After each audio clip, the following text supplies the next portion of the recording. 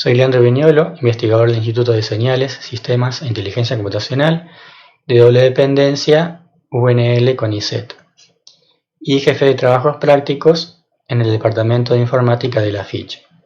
Voy a presentar este proyecto CAID de la convocatoria 2016, que es de tipo joven, titulado Extracción de características basada en aprendizaje maquinal para el reconocimiento de estrés en la voz, en el cual participan como colaboradores Enrique Marcelo Albornoz, Leandro Di Persia y Matías Gerard.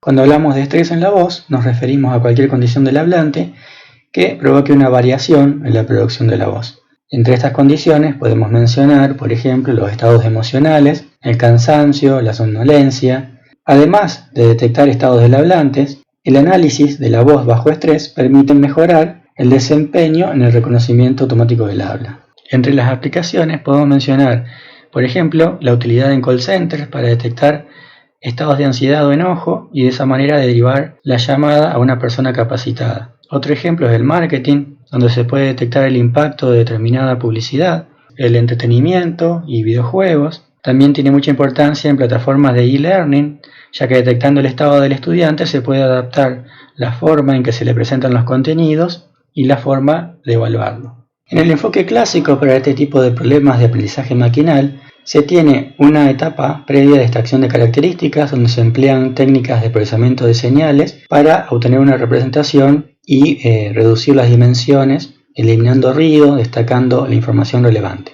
Luego se tiene una etapa en la que se aplica algún método de aprendizaje maquinal para realizar la tarea de clasificación. La propuesta aquí se centra en mejorar la etapa de extracción de características, empleando ahí también herramientas de la inteligencia artificial para poder encontrar representaciones óptimas que pongan en evidencia la información relevante, mejoren la robustez y permitan mejorar el desempeño.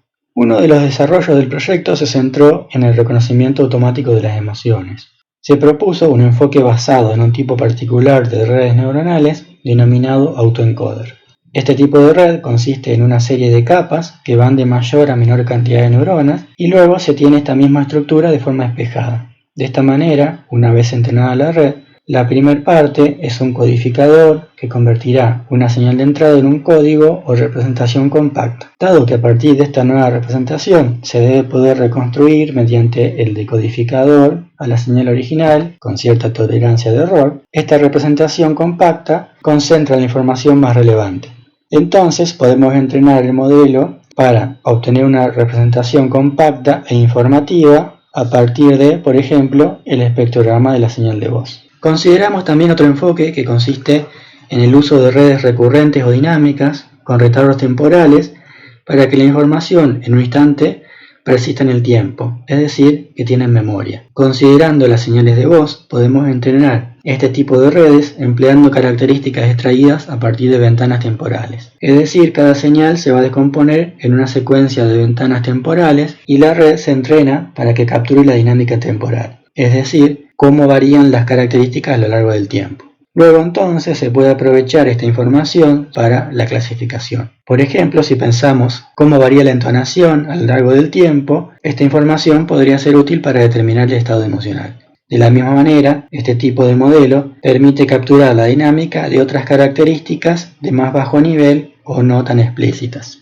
Otro modelo que empleamos en este problema es el de las redes generativas adversarias. Este modelo consiste en dos redes neuronales que compiten mutuamente. Una red generativa que aprende a generar elementos desde un espacio latente hacia una distribución de interés, mientras que la red discriminativa aprende a diferenciar entre datos originales y los datos generados. La importancia del modelo generador está en que permite aumentar el conjunto real de datos. La complejidad de los modelos Deep Learning y la gran cantidad de parámetros frecuentemente hace que los datos disponibles no sean suficientes para lograr entrenarlos adecuadamente. El aumento de datos permite mejorar el entrenamiento con un efecto de regularización, lo que permite reducir el error de generalización.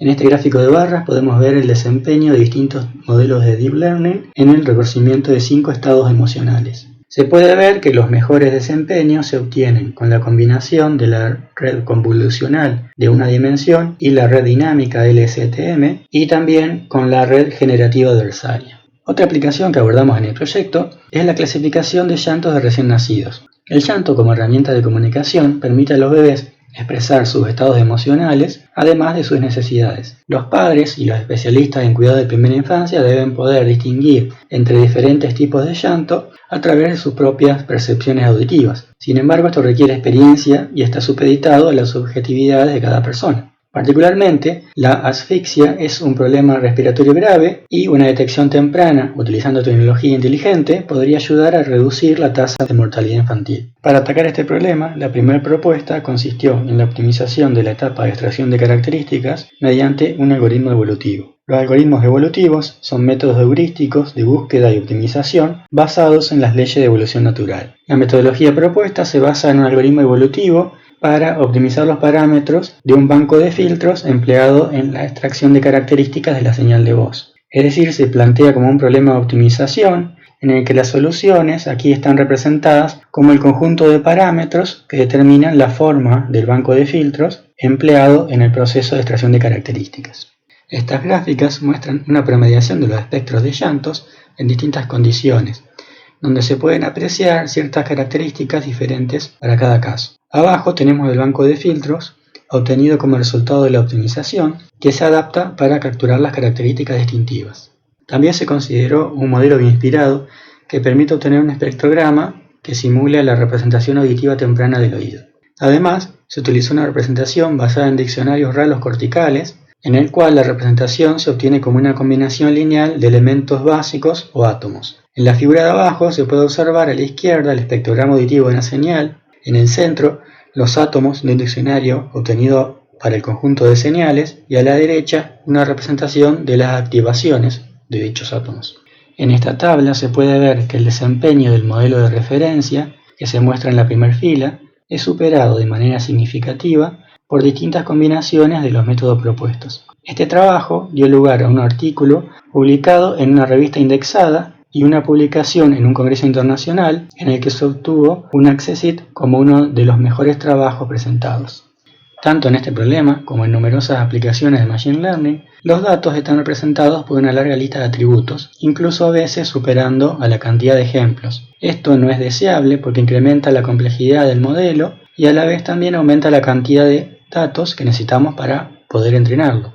Por esto resulta necesario encontrar una manera de determinar cuáles son los atributos o características más relevantes para poder mejorar el modelo en términos de velocidad, complejidad y capacidad de generalización. Para abordar este problema, hemos propuesto una variante de algoritmos evolutivos introduciendo una estrategia de mejora local basada en la evolución de poblaciones subordinadas. En las poblaciones, cada individuo representa una solución al problema. En este caso, cada individuo entonces representa un subconjunto de características, y las poblaciones subordinadas se construyen a partir de los mejores individuos en la población principal.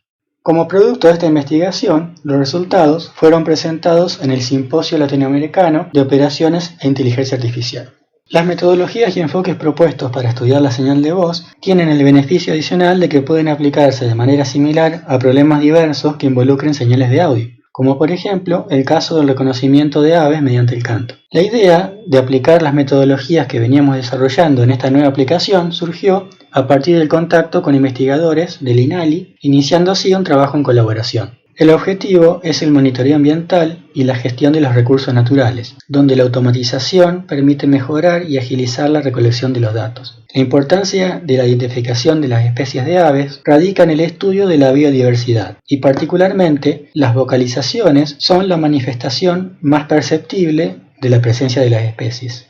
Este es un diagrama del proceso completo para el reconocimiento de cantos o llamadas de especies de aves. En un primer paso se tiene que realizar un filtrado de las grabaciones, ya que contienen ruidos, por ejemplo, de otros animales o viento, y también se debe realizar un proceso de detección de actividad. Dentro de toda la grabación hay que detectar en qué momentos está vocalizando el animal de interés. Luego viene la etapa de extracción de características, en la que hemos adaptado las mismas técnicas que ya comenté para el caso de la señal de voz. Y por último viene la etapa de clasificación, donde también hemos comparado el desempeño de diferentes algoritmos. Los resultados de esta investigación dieron lugar a la publicación de un artículo en una revista indexada y a la presentación de un trabajo en un congreso internacional. Como resultado adicional, en esta línea de trabajo, se realizó también una aplicación web que permite probar el modelo con una señal que provee al usuario o bien con un ejemplo disponible. Esta herramienta está accesible en la web del instituto. De igual manera, el mismo modelo se ha implementado en una aplicación Android que se puede descargar desde el enlace que figura en pantalla. Finalmente, como resumen de los resultados, estas son las publicaciones más importantes del proyecto. Son 4 artículos en revistas indexadas de alto impacto, además de 3 presentaciones en congresos internacionales. Además, considerando publicaciones en temas relacionados al proyecto, en las que participaron miembros del grupo colaborador, podemos mencionar otros 3 artículos en revistas indexadas y 4 presentaciones en congresos.